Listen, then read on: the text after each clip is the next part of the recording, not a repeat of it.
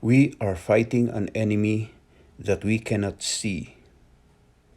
It has caused a lot of deaths, miseries, widespread economic recession and downfall, not to mention the thousands of people who became jobless, while developed nations are on a rat race to produce vaccines that is yet to be tried and tested.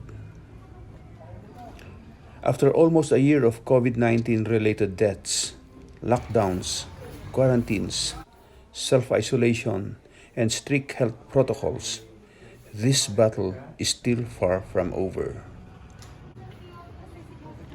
Big events were cancelled, and I was even supposed to attend two church weddings in March, one for my foster son in the army, and the other for the daughter of a slain local hero who kick-started the move for a separate region of the Cordilleras.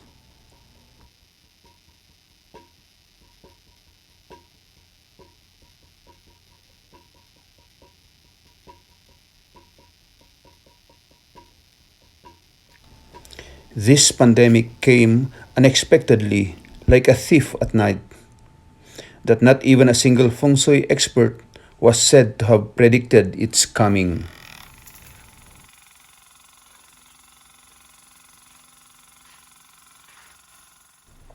There were stories that I've heard saying that lengthy lockdowns and social distancing can lead to behavioral fatigue, anxiety driven compulsions, and mental health concerns. I am Artibaldo. I tested positive for coronavirus at a time when we were supposed to be commemorating the end of the Second World War, the time when General Tomoyuki Yamashita formally surrendered in 1945 at Camp Janhei, which is not far from where I live.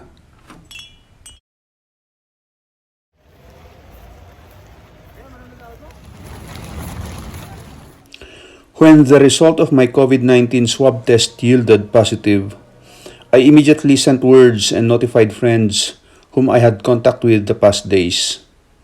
My fellow artists were part of a program that depicted the Kalasag, a symbol of strength among us Cordillerans. That gave me a sign, a perfect reminder that we can combat and surpass this challenge. It also means that we must now live as COVID warriors, armed with our protective gears and all possible safety measures, and more importantly, to boost our immune system. Umikot ng ibang grocery, parang ayoko pag-ikot, so yung inok lang ganyan.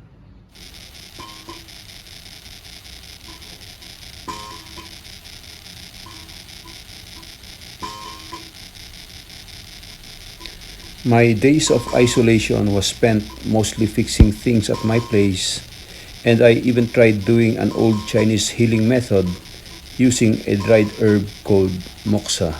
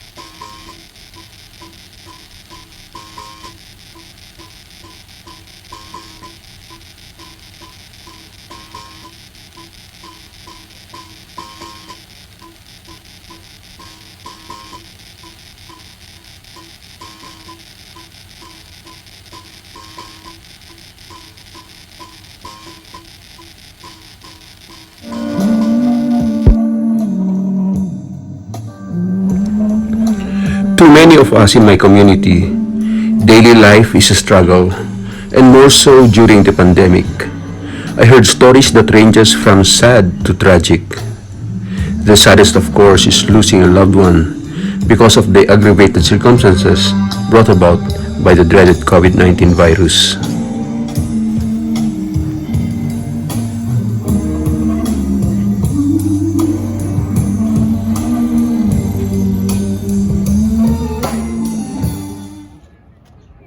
Celebrate the end of the Second World War and to pray for healing in our world.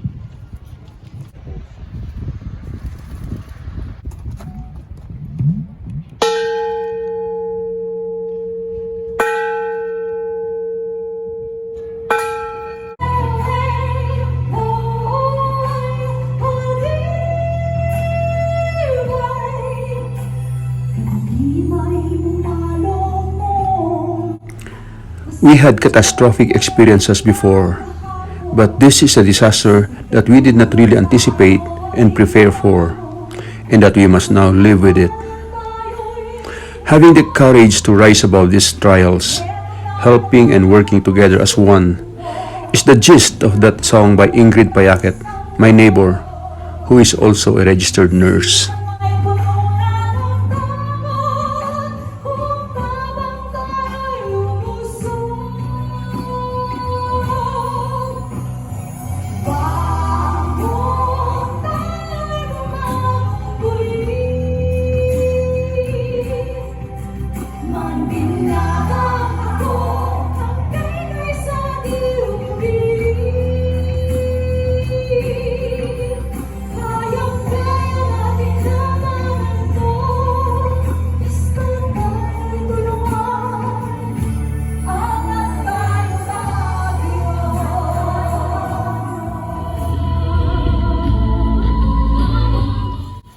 I work for the government, and my office caters to small businesses and help consumers get the best value for their money. We conduct skills trainings and help entrepreneurs market their goods. As expected, we assist local government units enforce price freeze to prime and basic commodities following the approved standard retail price or SRP.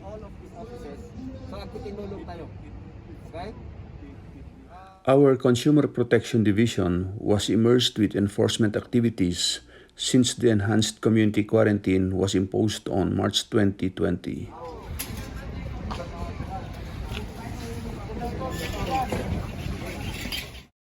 With the formation of the Interagency Task Force on Emerging Infectious Diseases in the region, we became more involved in the monitoring and enforcement activities on the sale of face masks and face shields.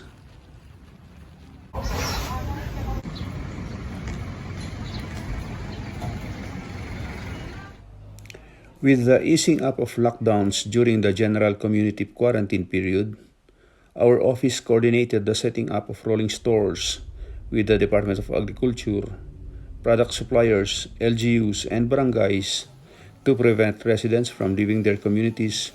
So this is a scene at the UCAB Open Gym here at Togan, where we are having a rolling store with one department store being the distributor of products.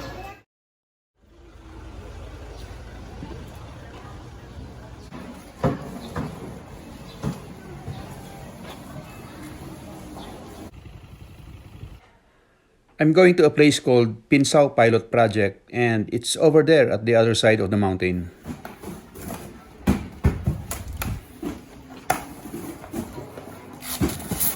Every Friday.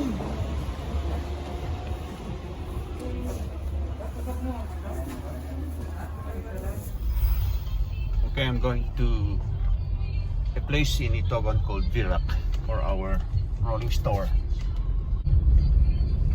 So we're going to a mining community.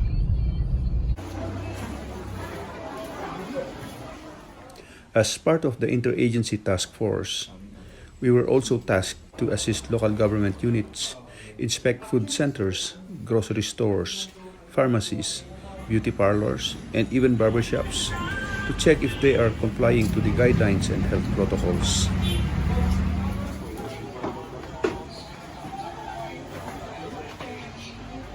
part of my task as a frontliner for the trade and industry sector is to assist in the monitoring of barbershops and beauty salons on their compliance to the set guidelines imposed by the national government.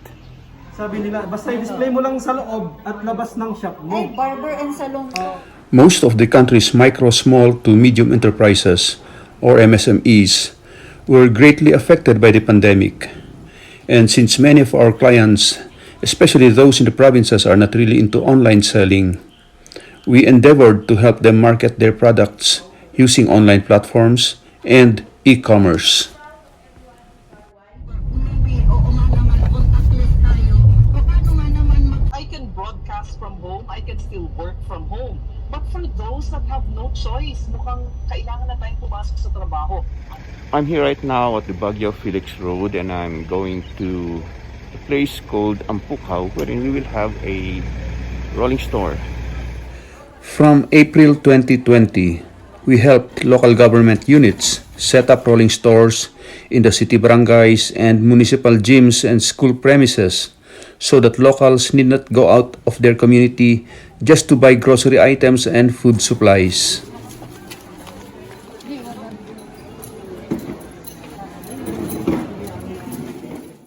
We had trainings like the Youth Entrepreneurship Program, how to start a new business, graphic design and digital marketing, and others like the Kapatid Mentor Me program of DTI. As a form of marketing promotion, we even produced 2 episodes in YouTube, and my grandson Akiboy even had a bit role. My office mate Lehay wore the traditional bahag, and my role in the promo video was as an abreño working on a bamboo product. I even asked a friend, Edgar Banasan, a cultural bearer from the province of Kalinga, to do an ugayam, a kind of prayer asking the Almighty Kabunyan to spare us from the global effects of the pandemic and help us cope up with the economic downturns caused by the lockdowns and travel restrictions. Ay ugayam, di gayaman. Ugayam, di gayaman. O aman kabunyan, udngat ngatuan. Inta ko mga is-istuan, chatun anak nung pinar parsom sing lapauchin. Pitay, ay nakaingam. Ay, ay, ay, ay. O apon kabunyan, udlang langitan, ingka ko mga bindisyonan anak nunga pinar parswam, hincha ko mga manos-osaan, tapantayan pita fay-faya tangakang, ay, ay, ay, ay. O gayam, di gayaman, ugayam ko, ugayam payan, ay, ay, ay, ay. O aman kabunyan, unar putyaya, ingka ko mga iloswa, akas namin na sakit, sinlapaw pita. Nang runat dyan, korona ta akay kita kuun mangkospos pa, ay, ay, ay, ay. Ay insina alido maay.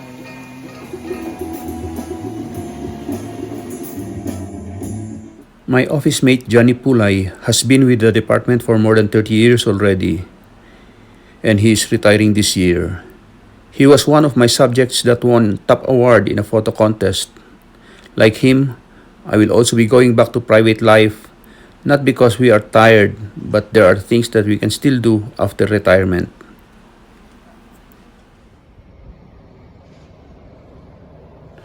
After complying the required travel pass, we were able to drive to Manila and join our daughter Tam celebrate her birthday. You blow also.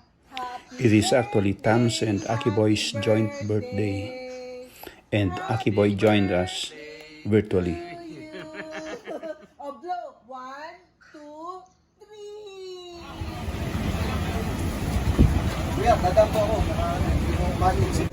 Okay, nandito tayo ngayon sa Quirino Grandstand at matutunghayan natin ang kasalukuyang sinasagawang mobile triads ng iba't ibang behikulo mula 2 wheels hanggang 4 wheels.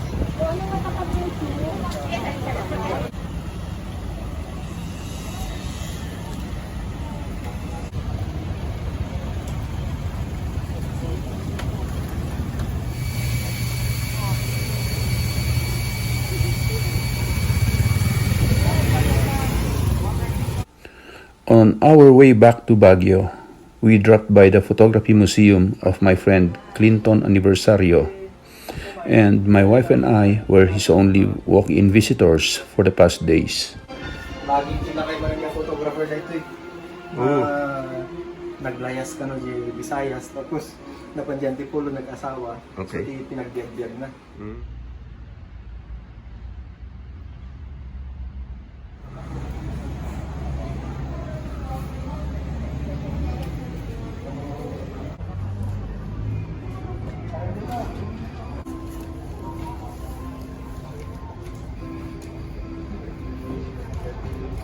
Comment dyan sa City Hall kung ano yung mga, siyempre kami nga dyan sa kalsada, dyan sa street. Despite the lockdowns and travel restrictions that we are experiencing in the city of Baguio, Mayor Benji Magalong was called the contact tracing czar of the country because of his expertise in investigation and systematic tracking of possible carriers of the unseen enemy. Wellness program. It is also one way of saying na dito sa Baguio, we're very safe.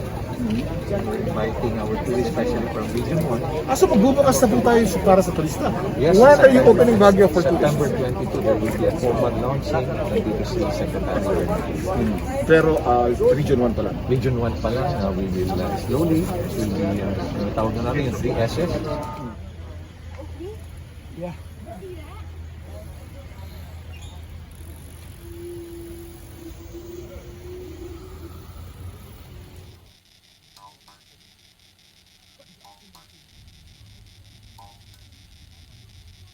By April of 2021, we were able to drive to a town 50 kilometers away to attend the wedding ceremony.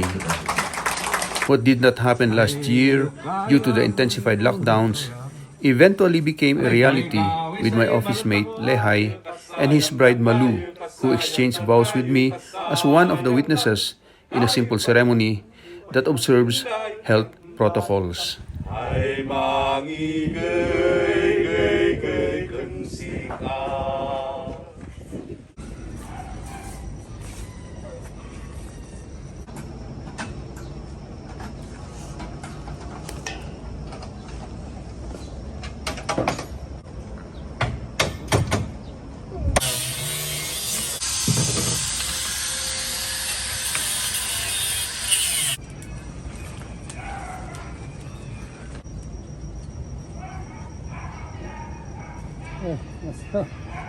Sige, okay.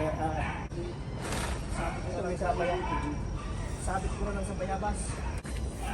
Okay.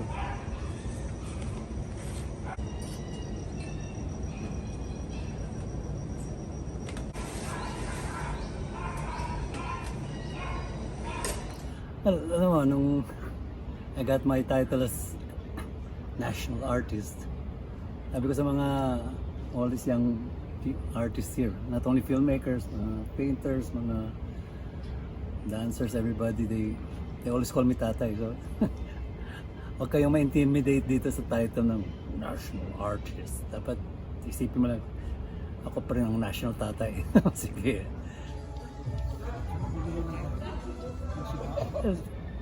Both as an artist and as a tatay, I've been observing artists, young artists through pre-COVID and COVID times. And ngayon, laki ng epekto ng COVID, maybe because it was an awareness na biglang everybody knew and everybody is also very afraid to get it. So, and because the economy got locked down too,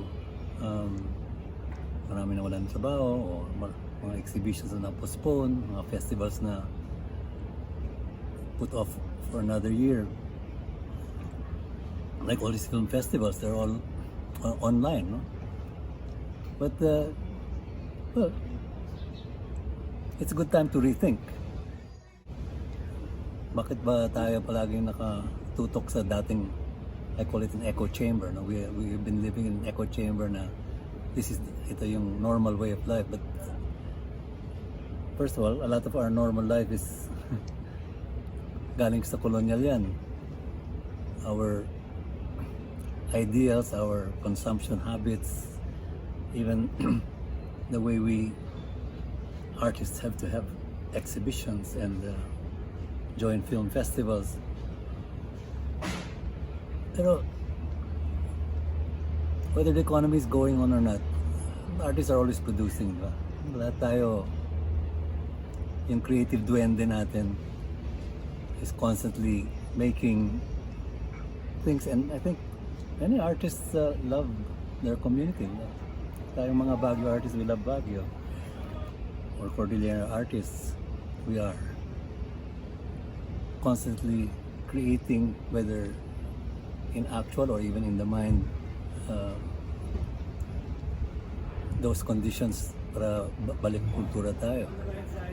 We've been so Americanized, we've been so much brainwashed by the echo chamber of Western values, Western desires to own and to be materialistic. Pero at least ang mga artists, ang mga connected pa sa values ng mga indigenous, no? And I think that's where maybe ngayon tayo, we can bring out our voices na, hoy, huwag na tayong maniwala dun sa mga colonial voices that said the native culture is primitive, backward, heathen, pagan, all the pejoratives they can think. We have to, most of the Cordillera artists that I interact with, napakayaman ng kultura natin. So, why we have a lot of people, several generations na brainwash na kababain nga agbahag, kababain nga agritual ti baki ay sos. And yeah, many generations almost accepted that. Pero I think the young artists now are saying, teka muna, pag-isipan natin. So, with the new norm, anong mangyayari ngayon after this forced quiet period? You can't go anywhere just that easily. You have to also save money because the economy is not pumping out money as it used to. My wedding godfather or ninong, Kidlat Tahimik, is now more than 70 years old, and he is still very much into the varied arts, not only as a national artist for cinema, but as a creative historian. He calls me Artibal. We formed the Sunflower Film and Video Collective back in the 80s when I was still with the Philippine Information Agency. At that time, most of my film projects were on cultural documentations and government programs, such as the campaign for autonomy for the Cordillera region. Like me, my ninong Kidlat also tested positive after availing a swab test offered by the city government following the Baguio Creative Festival that is part of Baguio City's activity as a UNESCO designated creative city. Sige lang. Malapit na rin. Okay. I'm not going to out-gaudi 100 years. Oh. Yan. Mga kahoy na re-recycle. Being made into art. Like Artibal. I have known Benedicto Cabrera or Ben Cab since my college days when I was a fine arts student in Manila. He moved to Baguio in the mid-80s and we formed the Baguio Arts Guild. Now a national artist for painting, Ben Cab from time to time reconnects with the younger breed of creative talents and serve as their mentor and inspiration. Because of lockdown and stringent health protocols, his museum is mostly closed during the pandemic, except the judging of woodcrafts as part of the Ibagyo Creative Festival.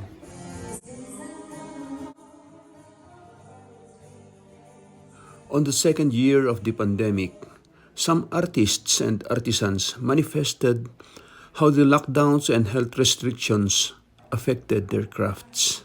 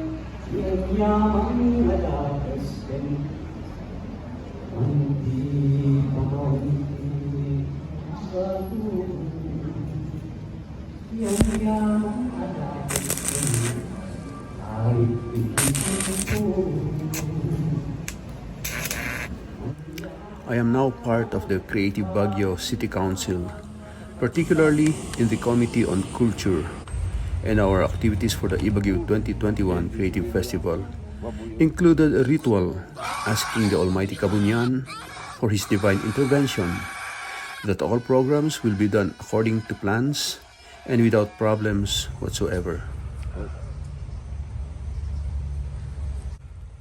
The Mambunong or ritual priest also prayed that the Almighty Kabunyan or God spare everyone from the dreaded effects of the coronavirus pandemic.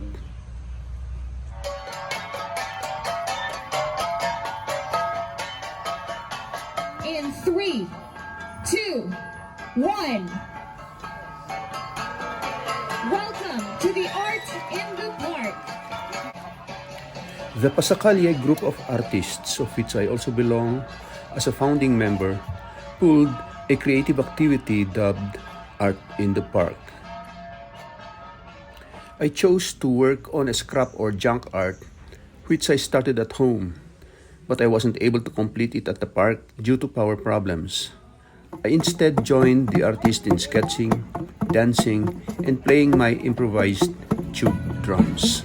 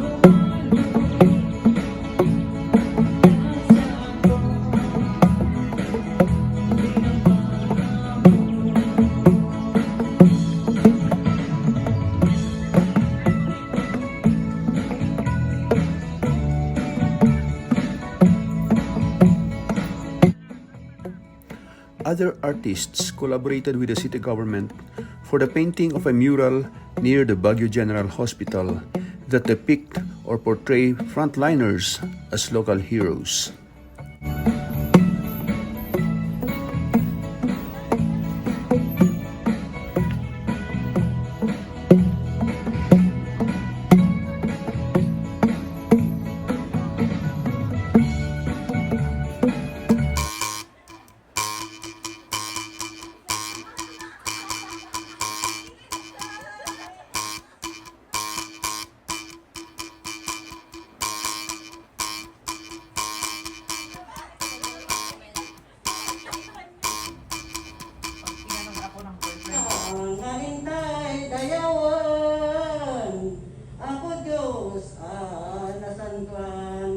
We also had an exhibit on the indigenous art of tattooing, where culture bearers, city officials, craftsmen, artisans in the community, and even the academe were part of the event.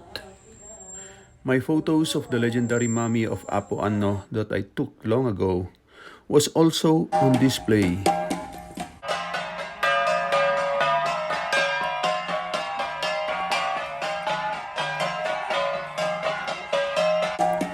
Though young students had cosmetic or temporary tattoos made on them to symbolize a particular tribe, I had mine tattooed the traditional way using a lemon thorn and ash from a burnt wood taken from a clay stove.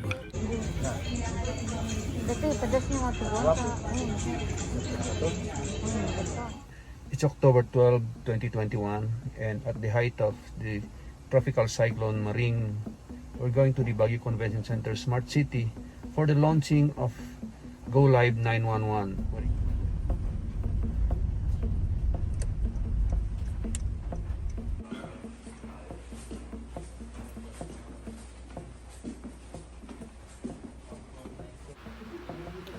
At the Smart City Command Center, here I see the footprint of Tropical Cyclone Maring that is really massive.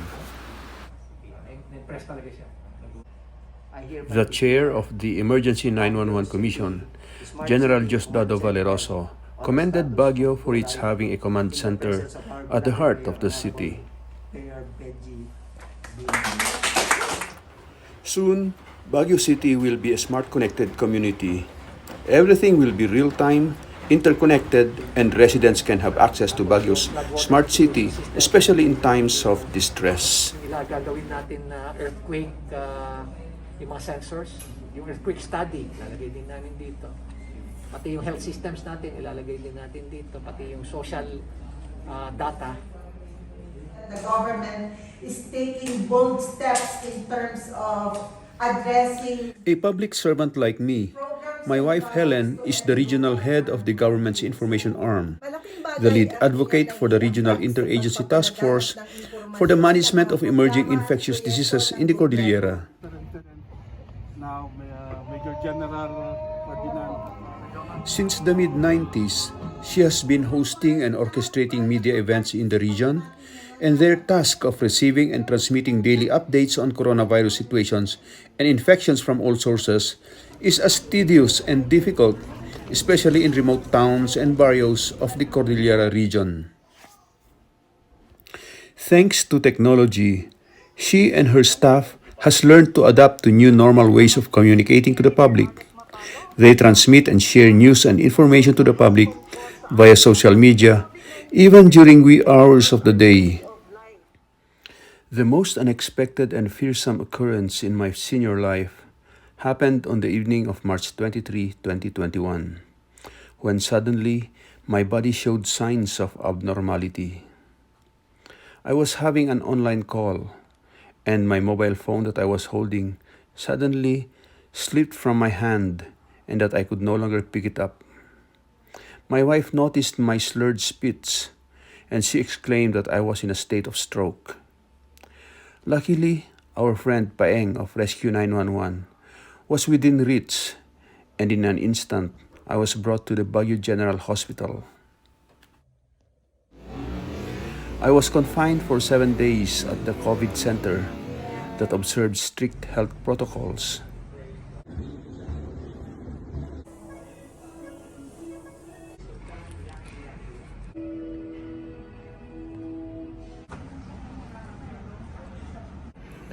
March 27, 2021. I'm here at the Baguio General Hospital Medical Center and was confined.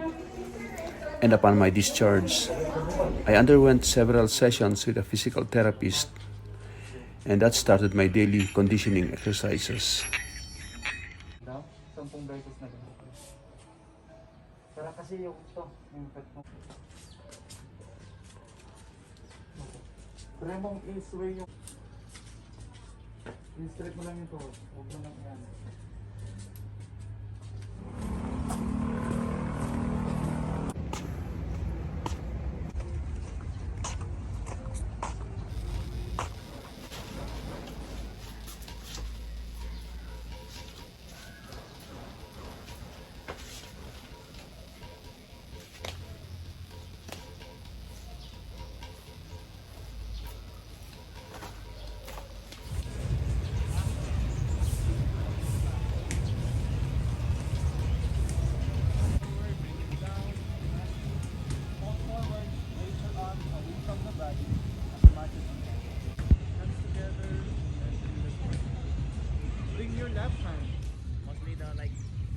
It never occurred to me that I'll be joining a yoga session, but I tried it because of my condition.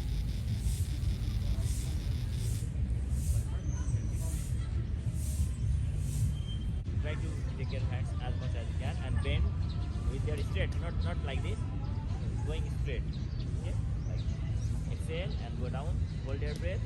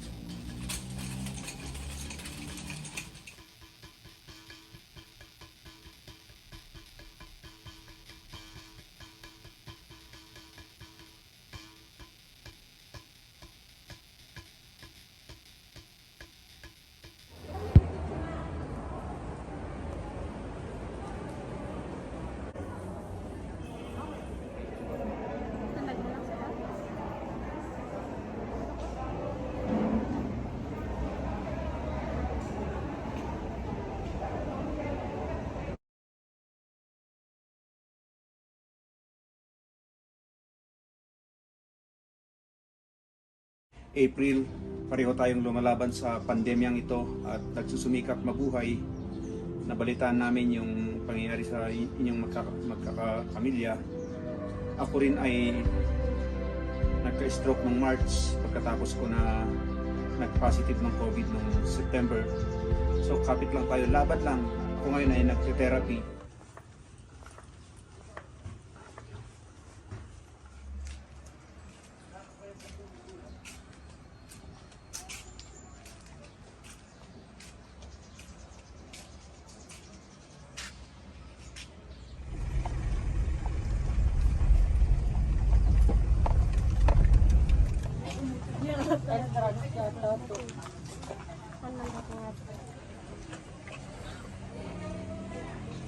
Okay, this area between the city of Baguio and La Trinidad, Benguet has become like a pilgrimage area to many visitors, especially this time of the pandemic. Childhood days in Sabangan.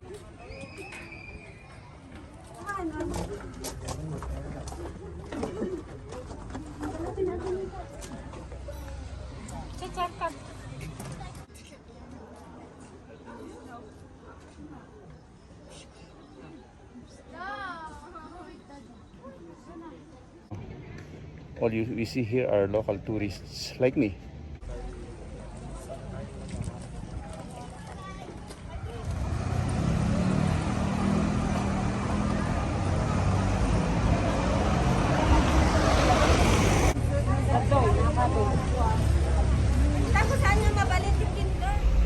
I'm going to Tang-Awan village for a ritual meant for the affected media.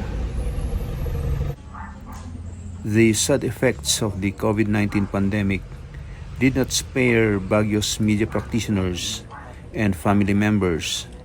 And as a tradition in the uplands, we take part and perform rituals like the Dawes.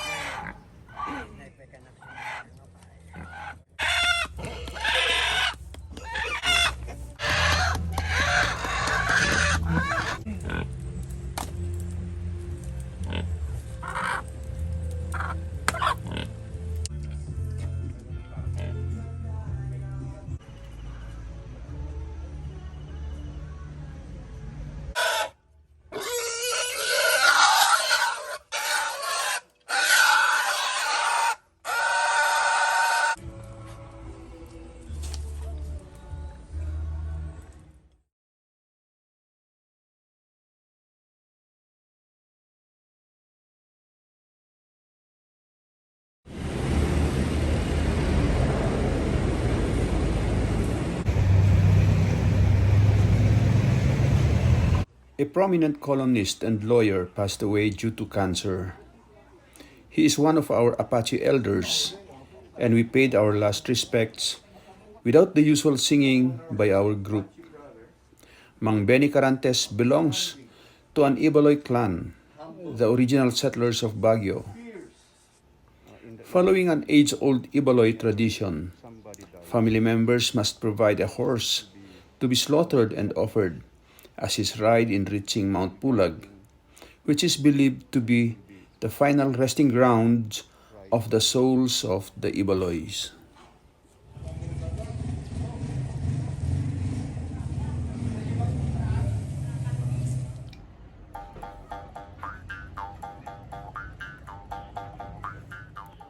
On the second year of the pandemic, even customary rituals and cultural practices are now being undertaken online in a blended manner with physical activities to avoid gathering of many people in one place.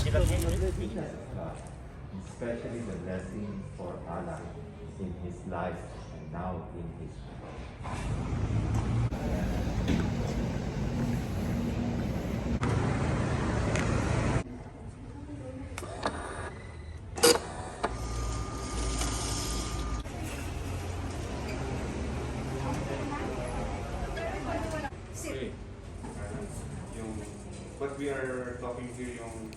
On the month of October 2021, there was a reported shortage of medical oxygen, and my office was directed to investigate. Especially mga ganito po na mga sizes. Ito 40 liters, hindi pala siya oversized. 1 week before my official retirement, I'm now going to La Trinidad Benguet for another office-related coverage.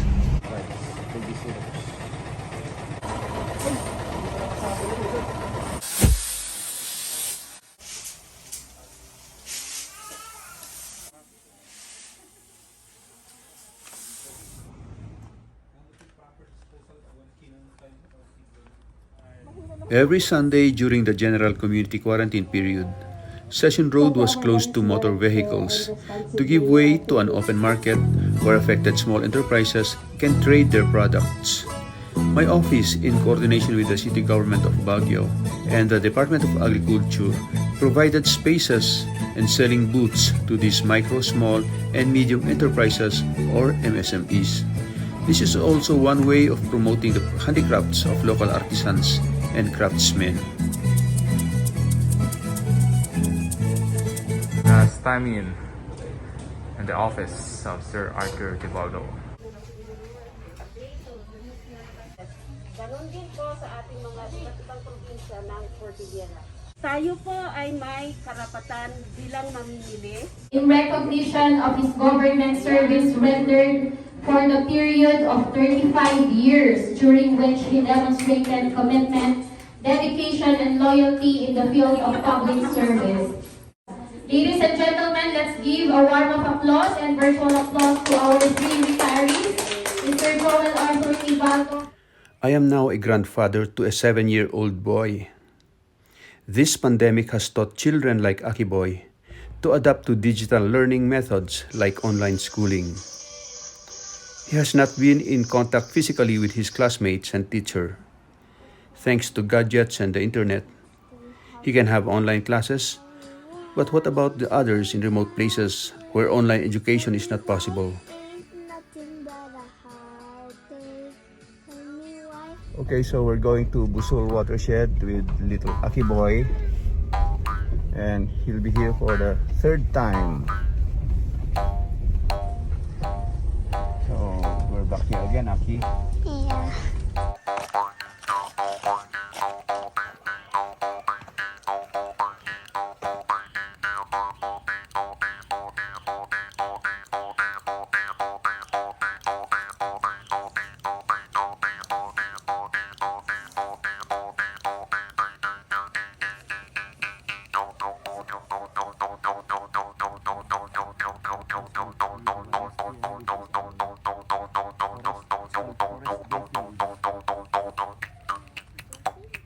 So this is your 3rd time to come here at the forest. You want to come back again? Yeah. Okay. Almost.